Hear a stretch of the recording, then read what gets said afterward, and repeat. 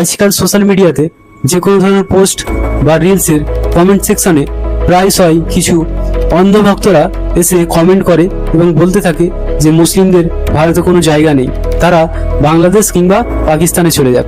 যদি ভারতের সমস্ত মুসলিম জনসংখ্যা হঠাৎ করে পাকিস্তান কিংবা বাংলাদেশে চলে যায় তাহলে কি হবে? প্রায় 40 কোটির ওপরে মুসলিম জনসংখ্যা। এত বড় একটি জনসংখ্যা হঠাৎ করে যদি ভারত থেকে চলে যায়, ভারতের বুকে 3টি বিপর্যয় নেমে আসবে। প্রথমত, অর্থনৈতিক ধস। ভারতের টেক্সটাইল বা কাপড় শিল্প, চামড়া শিল্প, গাড়ির মেকানিক, হস্তশিল্প এবং মাংস ও দুগ্ধ শিল্পের একটি বড় অংশ মুসলিম সমাজ পরিচালনা করে। এরা রাতারাতি চলে গেলে এই ব্যবসাগুলো বন্ধ হয়ে যাবে, দেশের জিডিপি হু হু করে নিচের দিকে নেমে যাবে।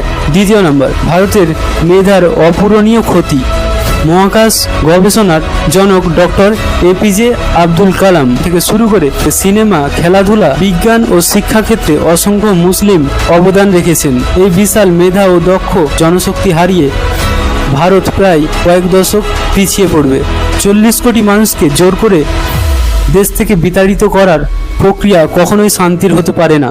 এর ফলে দেশের মধ্যে চরম দাঙ্গা এবং সম্পত্তি নিয়ে মারামারি এবং ব্যাংকিং ব্যবস্থায় ধস নামবে, যা ভারতের অভ্যন্তরীণ শক্তি পুরোপুরি ধ্বংস করে দেবে। এবার ভাবুন, এই 40 কোটি মানুষ যদি পাকিস্তান এবং বাংলাদেশে যায় তবে সেই দেশগুলোর কি হবে? আপাতত দৃষ্টিতে মুসলিম জনসংখ্যা বাড়াই তাদের লাভ মনে হলেও বাস্তবে তাদের জন্য হবে একটি টাইম বম্ব। ভারত যে বিশ্বের সবথেকে বড় গণতান্ত্রিক দেশ এবং সব ধর্মের মেলবন্ধনের দেশ, সেই সম্মান চিরতরে হারিয়ে যাবে। বিশ্ব ভারতকে একটি উগ্র একনায়কতান্ত্রিক দেশ হিসেবে দেখবে। আমেরিকা, ইউরোপ সহ বিশ্বের বড় বড় দেশগুলি ভারতের উপরে কঠোর অর্থনৈতিক নিষেধাজ্ঞা চাপাবে।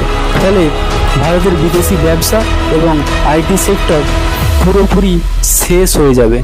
আরব দেশগুলো ভারতের সাথে তেল ও বাণিজ্যিক ব্যবসা পুরোপুরি ছিন্ন করে দেবে। ফলে ভারতে জ্বালানি তেলের তীব্র সংকট দেখা দেবে। রবীন্দ্রনাথ ঠাকুর লিখেছিলেন, বিবিধের মাঝে দেখি মিলন মহান। কোনো একটি নির্দিষ্ট জাতিকে বাদ দিয়ে ভারত কখনো বিশ্বগুরু কিংবা পরাশক্তি হতে পারবে না। ফলে সবাই মিলে একসাথে মিলেমিশে থাকাতেই ভারতের আসল উন্নতি।